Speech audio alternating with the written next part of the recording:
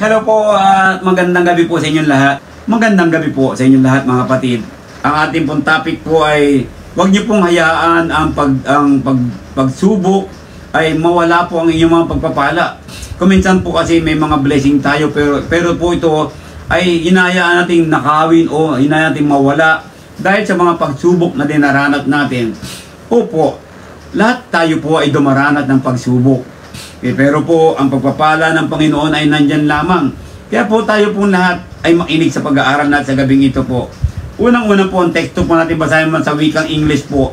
Dito po sa 1 Peter chapter 3, verse 18 to 17 po. Sabi po, finally, all of you be of one mind, having compassion for one another. Love as brothers, be tender-hearted, be courteous, not returning evil for evil or reviling for reviling, but on the contrary, blessing, knowing that you were called to this, that you may inherit a blessing. For he who would love life and see good days, let him refrain his tongue from evil, and his lips from speaking deceit. Let him turn away from evil and do good. Let him seek peace and pursue it. For the eyes of the Lord are on the righteous, and his ears are open to their prayer. But the face of the Lord is against who do evil. And who is he who will harm you if you become followers of what is good? But even if you should suffer for righteousness' sake, you are blessed. And do not be afraid of their threats, nor be troubled. But sanctify the Lord your God in your heart, and always be ready to give a defense to everyone who asks you a reason for the hope that is in you, with meekness and fear, having a good conscience, that when they defame you as evildoers, those who revile your good conduct in Christ may be ashamed. For it is better, if it is the will of the God, to suffer for doing good than for doing evil. Yan po ang ating binasa sa 1 Peter po o unang Pedro kapitulo 3 talatang 18 to 17 sa wikang English po, verse 8 po hanggang 17 sa wikang English. Ngayon po, tingnan po natin yung sinabi po ni Pedro sa 1 Peter chapter 3 verse 8. Malinaw po ang sinasabi doon sa atin na panawagan sa ating lahat. Sabi nga niya, katapos-tapusan sa wikang Tagalog, finally, lahat daw tayo magkaroon ng isang pag-isip, merong pang-awa o may maawain sa bawat isa, nagmamahalan bilang magkapatid, at be tender-hearted and be courteous. Ano po bang ibig sabihin ng sinasabi ng Panginoon? Ano po? So napakahalaga po na tayong mga Kristiyano ay meron po talagang sinasabi na pag-uugali o conduct toward others o para bang paano po tayo maitungo sa bawat isa. Una po ang sinabi ng Panginoon, sabi po niya rito, to be of one mind. So, panahon natin ngayon, paano ba magkaroon ng one mind na tinasabi na binabanggit dito? Unawain po natin ang sinabi po ni Pedro sa mga Kristiyano sa panahon nila.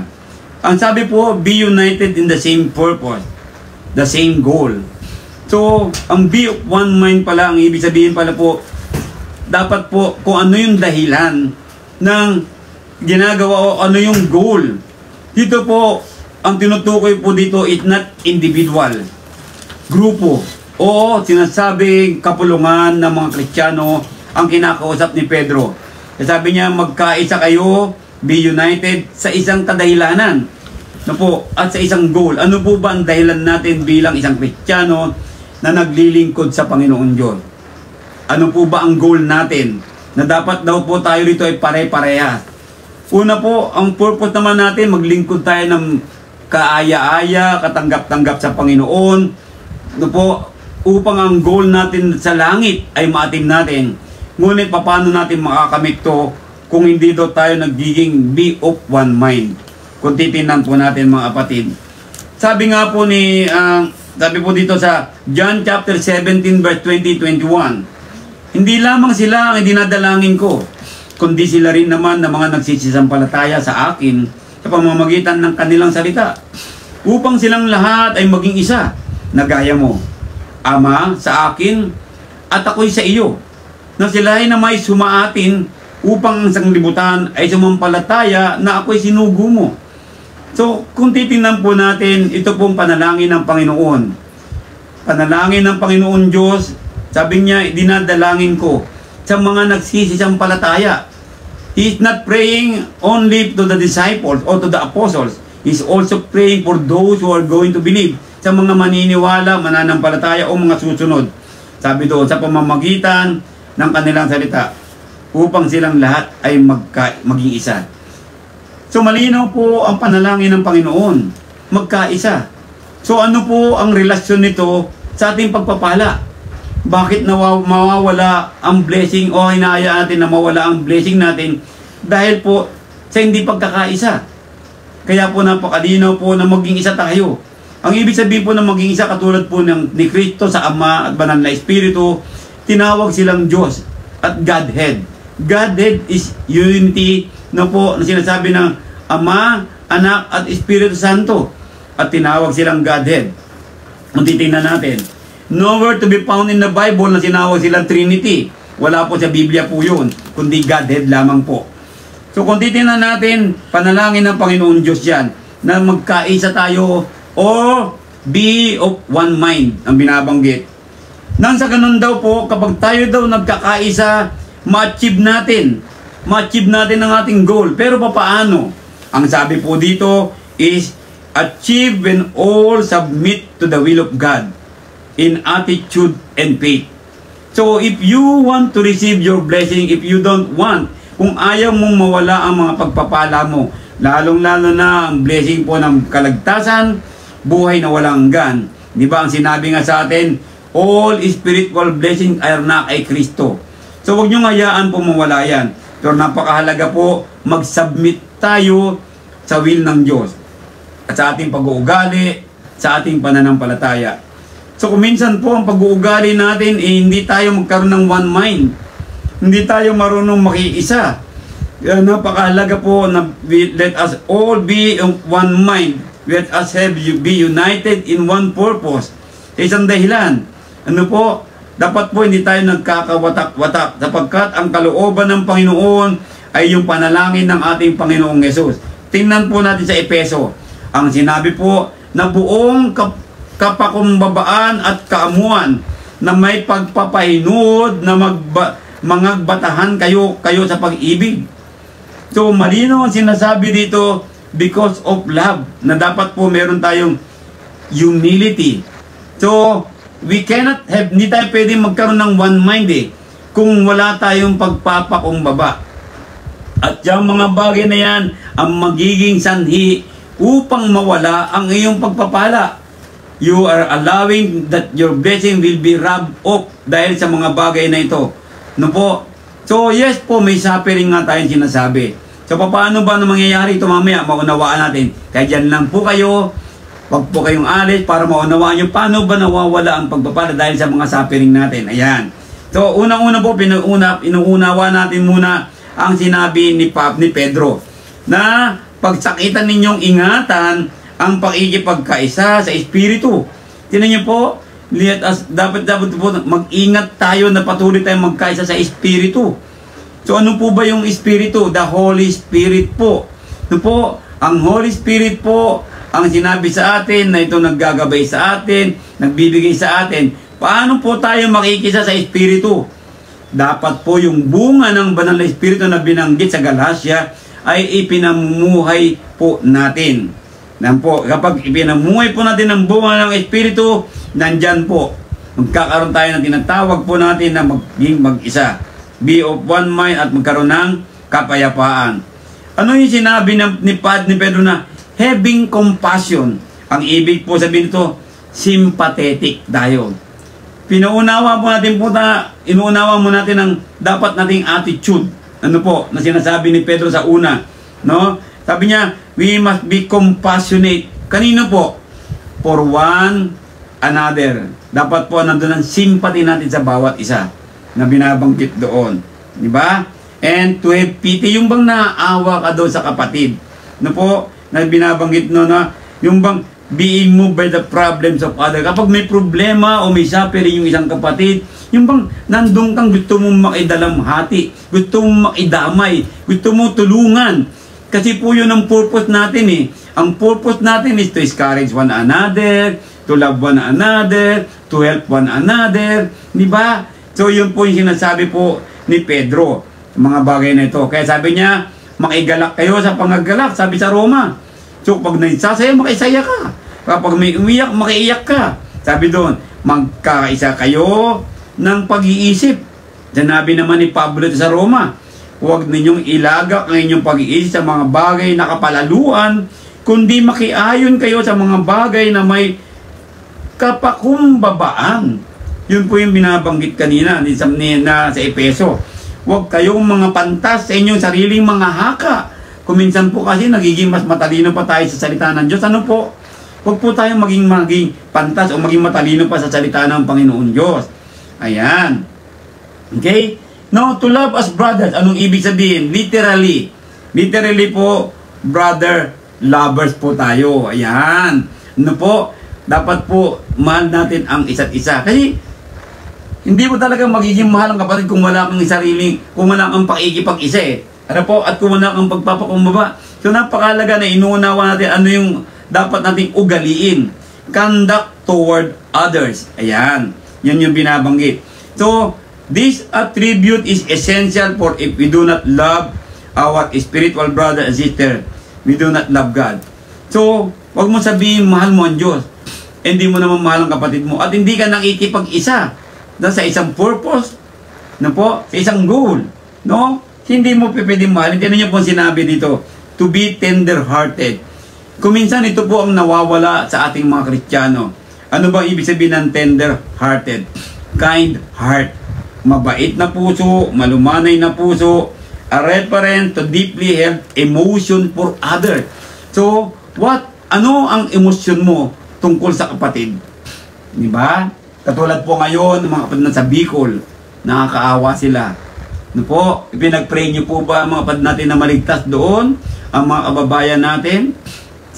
Kung titignan natin ano po ba ang suffering of inaharap na problema ng isang kongregasyon? Nakikisa po ba tayo? Mga bagay na ganon? Tandaan nyo po, ang division is not unity. Tandaan nyo po yan. No? Ang lahat ng kapaitan at kagalitan at pagkakaalit at kadaldalan at panglilibak ay mga aliknawa sa inyo, pati ng lahat ng masamang akala. So, ang pagmamahal sa kapatid, ang pagkakaroon po ng tender-hearted, dapat po wala kayong masamang inaakala sa kapatid. Kung ang kapatid ay sumusunod sa salita ng Panginoon at ipinamumuhay ito, makita natin, magtulungan tayo, na patuloy po tayo ba sabi ng Panginoon, patuloy po tayo magmahal, pero nandun din po ang sinabi ng Panginoon. Ang salita ng Diyos ay magagamit po ito sa pag-correct, sa pag-reproof. So, kailangan po din natin na meron po tayong tinatawag na pag-rebuke sa mga maling gumagawa. Ang sinasabi doon, rebuke in a nice way, ang sinabi sa atin ni Pablo. At magandang loob kayo sa isa't isa, mga mahabagin. So, ito po, papasok po dito ang relasyon mo sa kapatid, sa kapatiran. Dapat po, andiyan po yung pag-unawaan, pagmamadali, kasi po isa lang ang goal natin eh. Di ba? So, paano magkano? Kaya kuminsan nagkakaroon ng suffering ang kapatid. Dahil kasi wala tayong pagiging magandang loob sa isa't isa. Hindi tayo nagiging mahabagin. Hindi tayo marunong magpatawad sa mga tunay na nagsisisi. Ano po? Gaya naman ng pagpapatawad sa inyo ng Diyos kay Kristo. Kaya kung titignan po natin mga kapatid, dito pong pag-uugali ang inuunawa po natin muna. At sinabi nga dito sa amin ni Pedro, no, sabi niya, maging magalang tayo. Tingnan niyo po, kuminsan ito ang nawawala sa panahon natin ngayon. Panahon namin nung araw, mga way back 1960, 1970, napakagalang ng mga bata. Ngayon, wala nang galang ang mga bata. Mismong mga Kristiyano ngayon, wala nang galang sa Diyos. Sinusuway na ang Panginoon Diyos. Mismong mga naglilingkod sa Panginoon na sinasabi sila yung mga preacher, mga ministro, wala nang galang sa Panginoon. Wala na silang tinatawag ng Panginoon na yung bang humble in spirit. Literally, to be friendly of mind and kind. Wala na po sa sinasabi. Ano pa sinabi sa Proverbs po? Tingnan natin ang 17:17.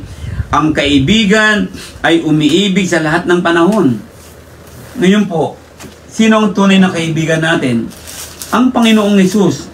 Never po siyang sinasabi na nawala ang pag-ibig niya sa atin sa iba't ibang panahon. Whether ikaw ay maginhawa, whether ikaw ay nagsasuffering, whether ikaw ay maganito, ang pagiging kaibigan sa iyo ng Panginoon, patuloy kang minamahal. Pero tayo po mga tao, ganito po ba?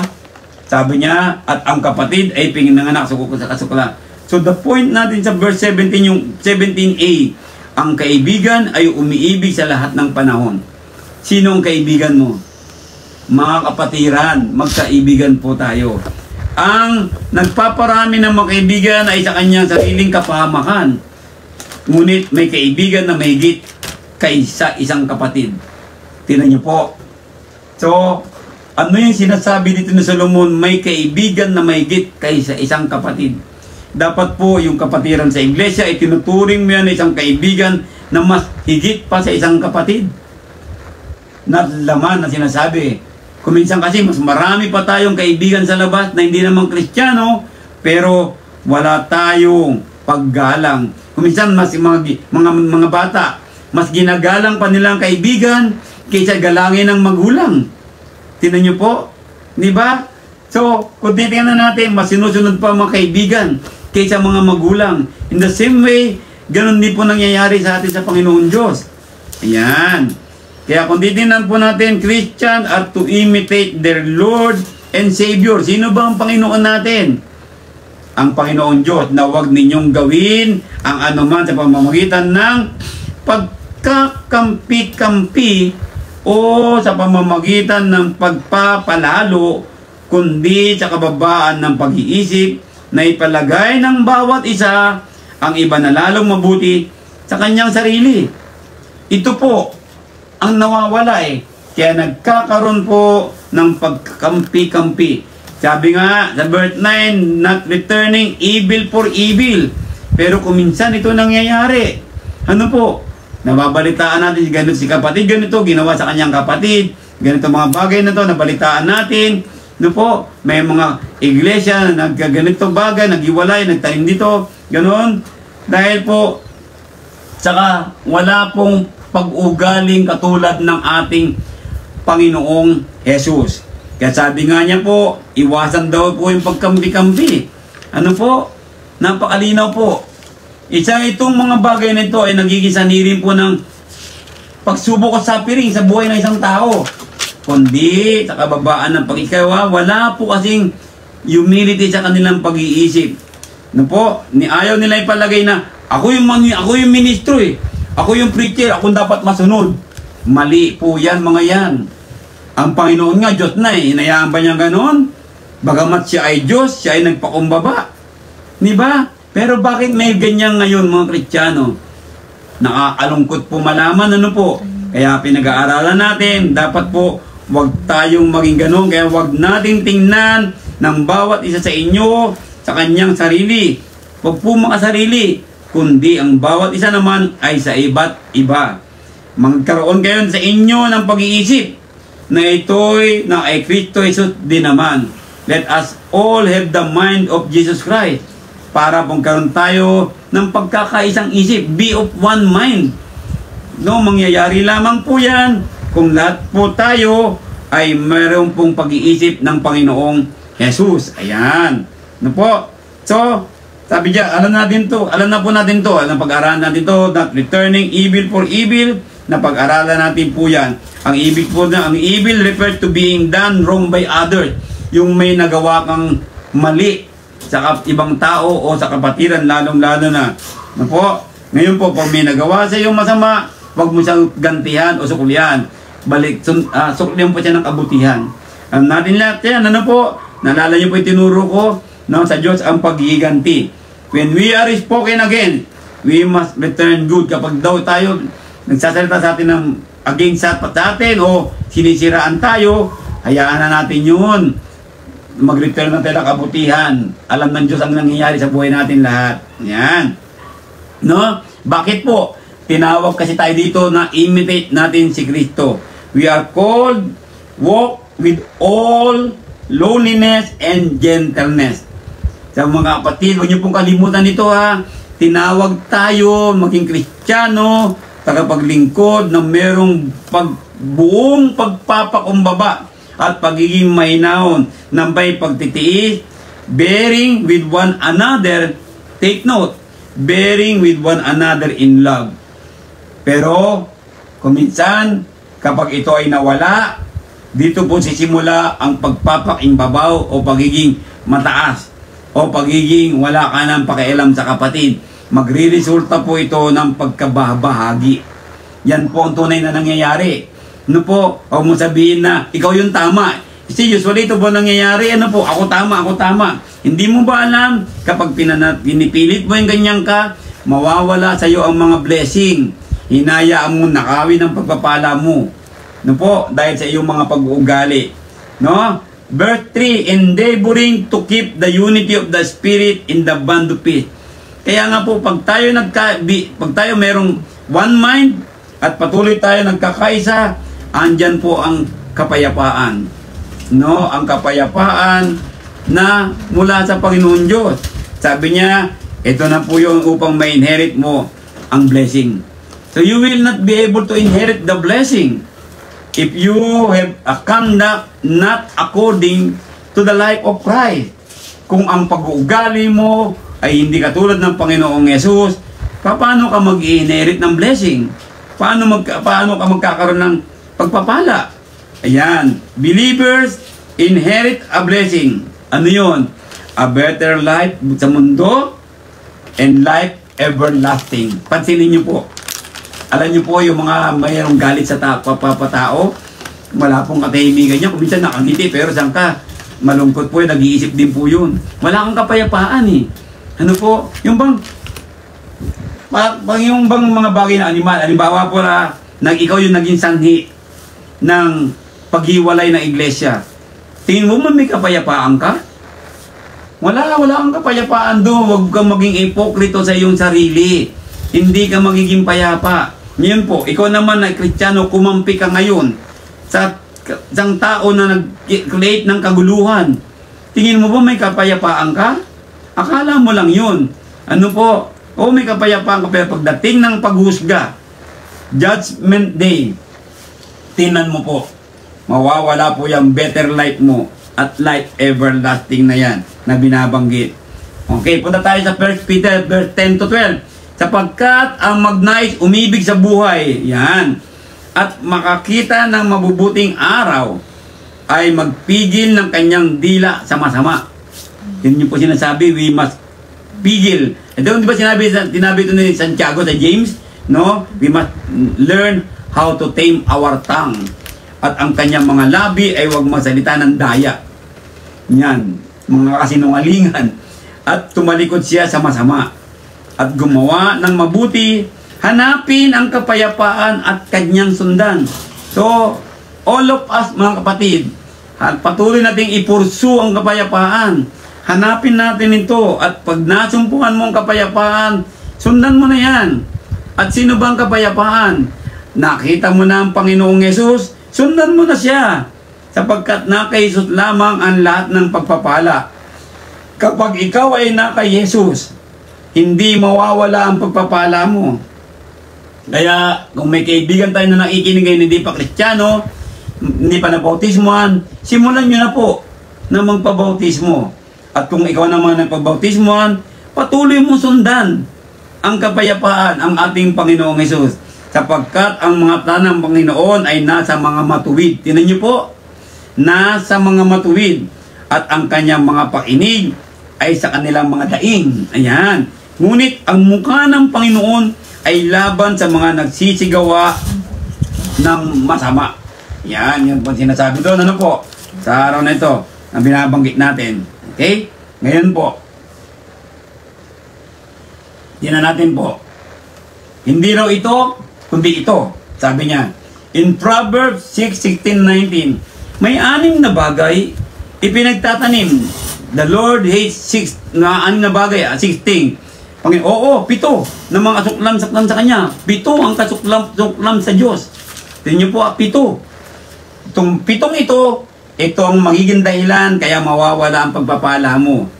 Mga palalong mata, sinungaling na dila, at mga kamay na nagbubo ng walang salang dugo, puso na kumakata ng mga masamang akala, mga paa na matulin sa pagtakbo sa kasamaan, sinungaling na saksi na nagsasalita ng kabulaanan at naghahasik ng pagtatalo sa gitna ng magkakapatid.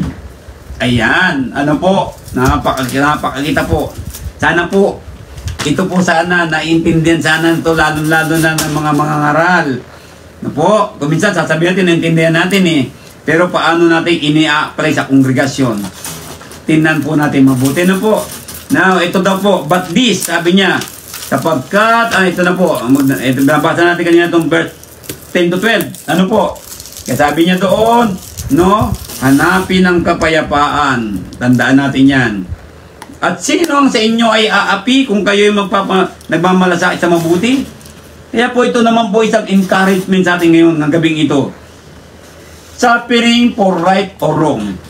Ito po encouragement sa ating gabi. Maganda po ito. At sino sa inyo ay aapi kung kayo'y magmamalasakit na mabuti? So wala pong mga api sa atin eh. Kung tayo ay nasa mabuti.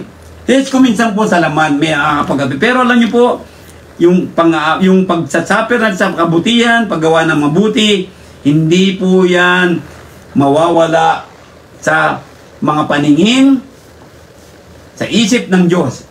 Alam ng Panginoon Diyos po yan. Kaya mga kapatid na nagdadanas po ng suffering dahil sa paggawa mo ng mabuti, sa pagtitiis mo, lalo-lalo na for standing on the truth or standing firm on the faith, huwag kang mag-alala dyan. Hindi ka pababayaan ng Panginoon Diyos.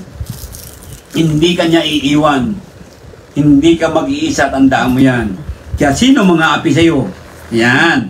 Na po, Peter encouraged his readers, ayan, sinasabi ko nga po para sa atin, with the fact that the right response to undeserved suffering results in blessing. Ito po, magre-resulta ng pagpapala natin lahat. Ayan, na po, nakita niyo po. Kaya sabi doon, kung titingnan po natin, ano ba sinabi ni Solomon sa Proverbs? Basahin po natin ha, sa wikang Tagalog. Kawikaan, chapter 16 po, verse 7. Basahin po natin ito. Sa Kawikaan, no? Ang sabi po niya dito, verse 7, basahin ko po sa Tagalog. Pagka ang mga lakad ng tao ay nakapagpapalugod sa Panginoon, kanyang tinitiwasay sa kanya, pati ng kanyang mga kaaway. Kapag lumalakad po tayo ng matuwid sa Panginoon, alam niyo po, yung mga nangaaway sa atin, niyo po, patatahimikin lahat ng Diyos yan. No po, walang magagawa sa iyo yan. No po, sabi rin niya sa Romans 8:28 yan, naalala niyo po yun. No, there is no question. God's way of living is the best way to live. Yan niyo po. Kaya kung tayo ay namumuhay ng ayon sa kalooban ng Panginoon, ayon sa kagustuhan ng Diyos, tinan niyo po, magiging maganda at hindi mawawala ang pagpapala mo. No? Sabi doon, when we are respectful of others, treating them with kindness and goodness, are trustworthy and dependable, most people will appreciate us the more ang Panginoon Diyos.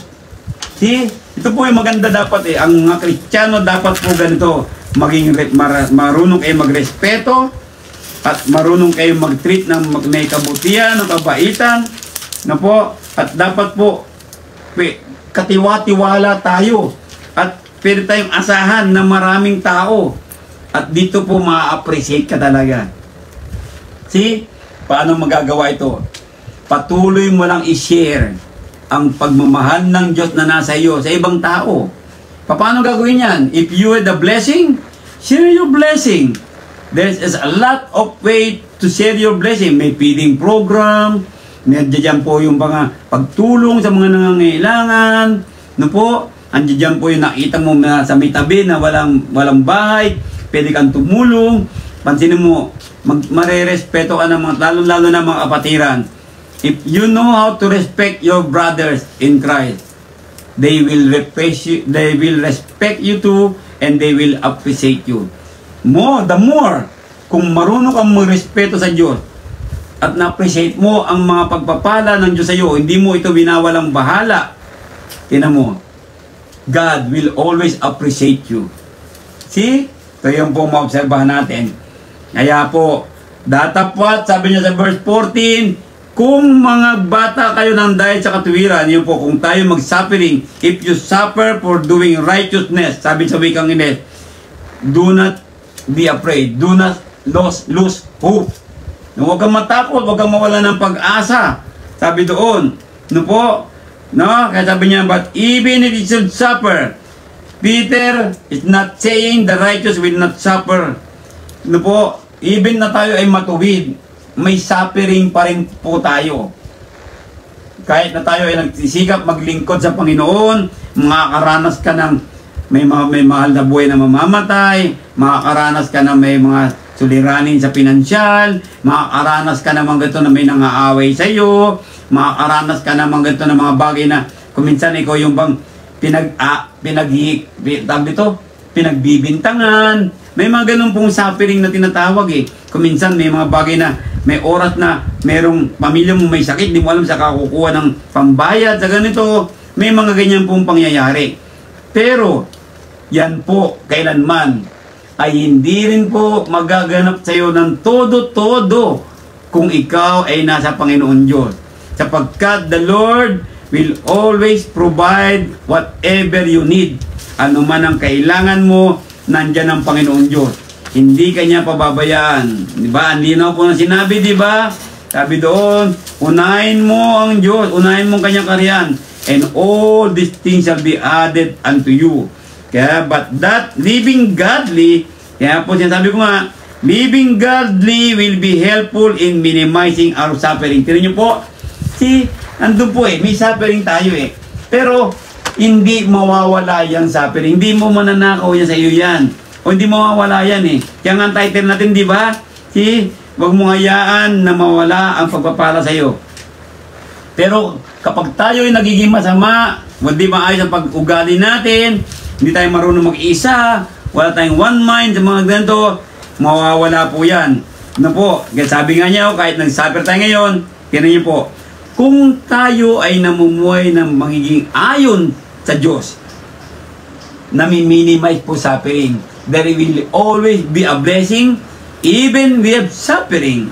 He is also promising that those who will do us harm cannot actually do us harm.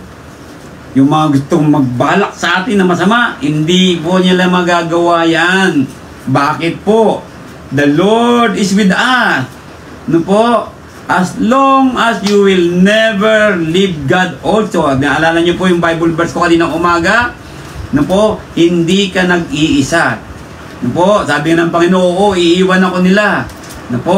Pero hindi talaga siya iniwan ng Diyos Ama. Katulad natin, kung tayo sumusunod sa kalooban ng Ama, hindi po tayo iiwan ng ating Diyos na makapangyarihan sa lahat. Do you believe that? Yan. We are actually blessed if we suffer for doing good. Totoo po yun Alam niyo po, kapag gumagawa ka ng mabuti, may isang suffering ka, mayroong mga bagay na ganito, hindi mo alam, pinagpapala ka talaga naranasan niyo na po ba yan? Ang inyong pong lingkod, naranasan ko na po yan. Andiyan dyan po yung mga bagay na ganito, pero andyan lalo ang pagpapala ng Panginoon. Makikita mo, lalo kang tatanggap ng pagpapala The more na inaaway ka, pag mo suklian ng kasamaan, just ignore them. Ignore those evil people. Ignore those evil things na ginagawa sa'yo. Continue to do good. You see, you will see, magiging ang blessing sa'yo ng Panginoon, doble-doble pa. The more din mga kapatid, the more you share your blessing, you will receive a lot more blessing from God. Kaya po, mag-share po tayo ng blessing natin Tandaan niyo po yan. But if, sabi nga niya, they needed instruction in how to prepare themselves, that they might be victorious in overcoming whatever persecution will come their way. Yan po ang sinabi sa atin ni Pedro sa verse 14 naman.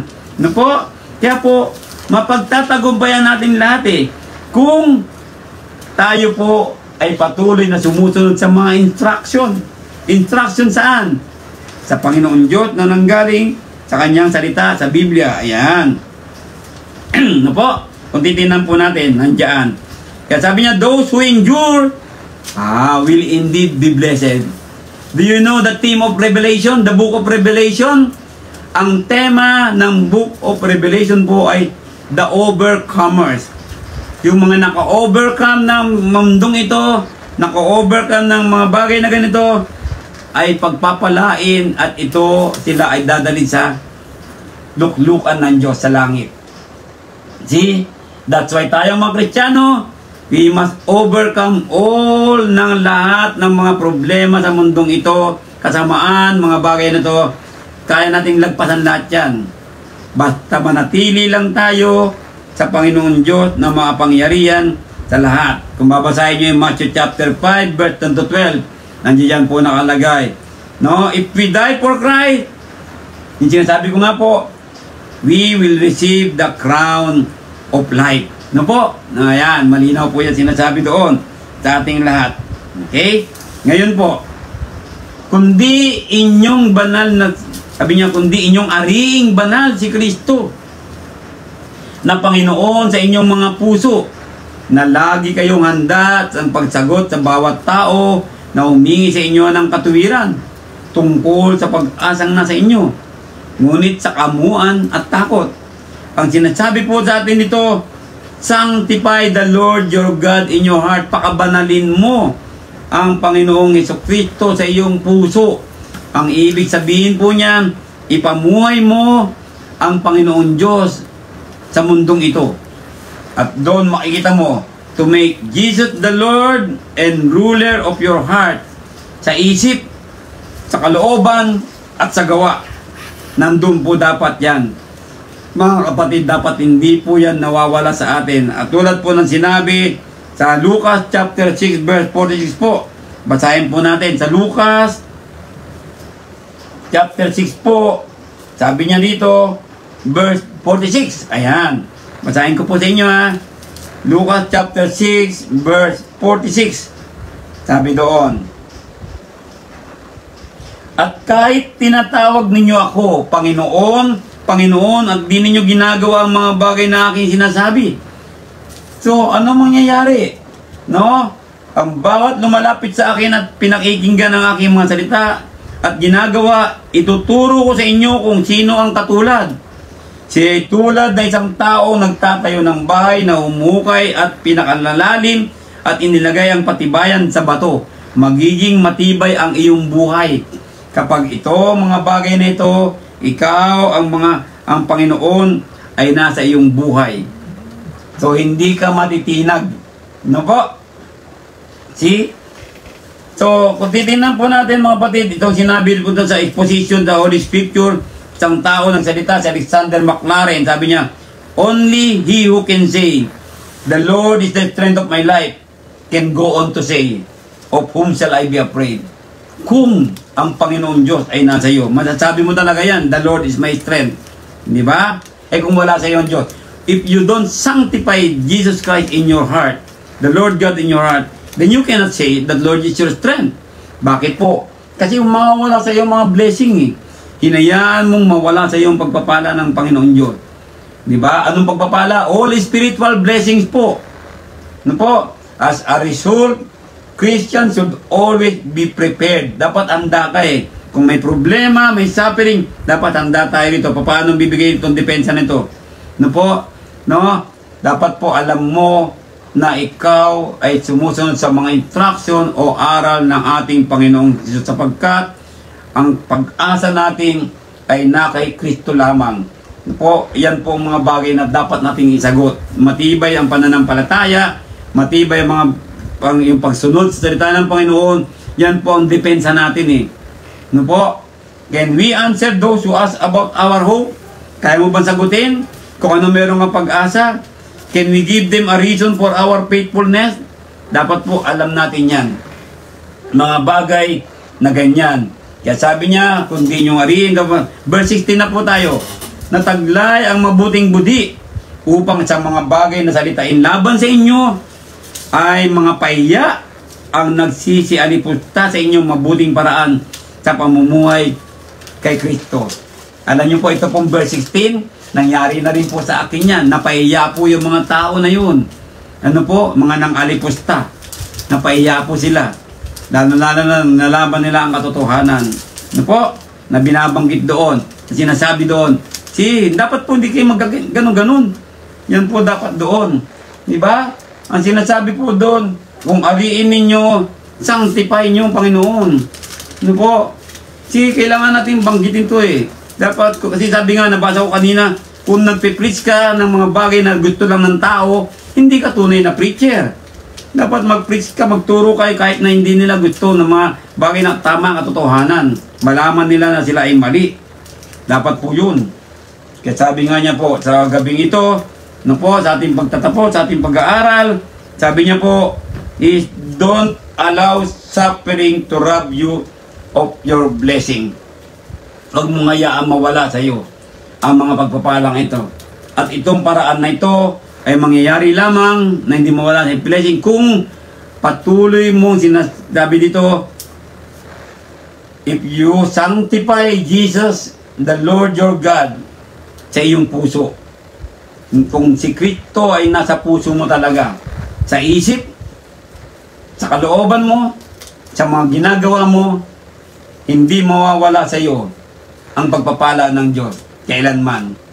Pero kung mga bagay na yan, naniniwala ka na si Kristo ay Panginoon, tinatawag mo siya sa iyong labi, pero ang puso mo naman ay wala, at patuloy ang pag-uugali mo ay hindi naaayon sa kalooban ng Diyos o sa pag-uugali ng Panginoong Hesus, papaano mo matatanggap ang pagpapala? Mawawala sa iyo ang blessing. Kung ikaw ay naging sanhi ng mga bagay na kaguluhan sa iglesia at kumampi ka sa mga nanggugulo, wag mo sabihin, the Lord is your strength. Hindi kailanman mangyayari yan. Malinaw na sinabi sa pinag-aaralan natin ngayon, dapat po tayo ay patuloy na pinakababanal o inaaring banal si Kristo na Panginoon sa ating mga puso. Dapat lagi tayong handa sa pagsunod sa Kanya at pagsagot sa mga taong nagtatanong kung anong pag-asa natin. Tandaan po natin yan, mga kapatid, sa ating pag-aaral sa gabing ito. No po, huwag natin kalimutan, kailanman ang blessing ni God, kahit tayo ay may suffering, hindi mawawala yan. No po, if we continue to live in accordance to the will of God, if we continue to sanctify Jesus in our heart, in our mind, in our life, we have suffering, but it will become minimized. Maliliit lang po yan. At ma-overcome natin lahat yan. Huwag kang matakot, kapatid. Kapag ikaw ay naninindigan sa totohanan, kahit na may nasabi sa iyo, wala yan, ganun, ganun, huwag mo nang pansinin yun. Manatili ka sa tama. Tandaan mo, hindi ka pababayaan ni God. Malinaw ang sinabi sa atin ni Pedro, for it is better if it's the will of God to suffer for doing good than for doing evil. Mabuti na maghirap o mag-suffering tayo sa paggawa ng mabuti. Kaya huwag kayong tumigil sa paggawa ng mabuti. Po, sabi nga sa Biblia, as we have an opportunity, do good unto all men. Especially saan? Sa household of God. So let the household of God must always be one mind. Binanggit kanina, unang-una natin sa 1 Peter chapter 3, binasa natin kanina.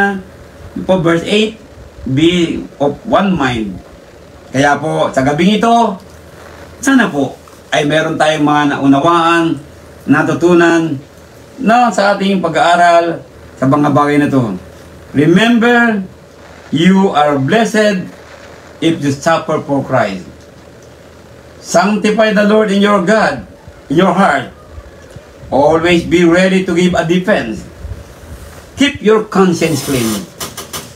At manatiling malinis ang puso, ang iyong konsensya. If Jesus is in your life, tandaan mo yan. You will always be blessed kung patuloy kang sumusunod kay Kristo. Sa mga bagay nito, tandaan natin lahat yan mga kapatid. Ang ating buhay na pag-asa, we are but pilgrim, implying there is a destination and a goal. Be of one mind, one purpose, one goal. And our goal, a homeland. In Hebrews chapter 11, verse 13 to 16. Yan po ang goal natin. Yan ang pinaka-blessing ng Kristiyano na nanatiling sumusunod, tapat, respeto sa Diyos sa pamamagitan ni Kristo. This homeland is spoken of a living hope, which Peter point to us a means of encouraging us na magtiis. Magtiis lang po tayo.